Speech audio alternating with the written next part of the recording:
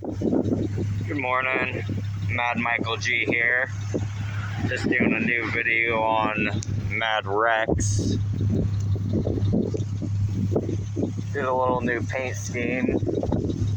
Kind of gave it a army green gray, more of an army green, but kind of a cool green gray. But it's just a primer, but it looks pretty cool. And then I splattered it with blood, of course,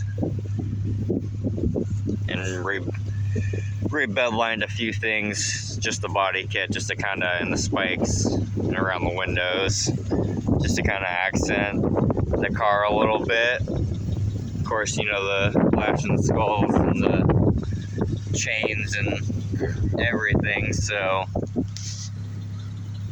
yeah, it looks a little different. Well, it looks a lot different, but just doing a few different things, you know, here and there. Still touch-ups and minor things to do, but so far, so good. So definitely digging that. Hope you're liking it. Hope you're loving it. If you're hating it, that's cool too. You know, that's all gravy.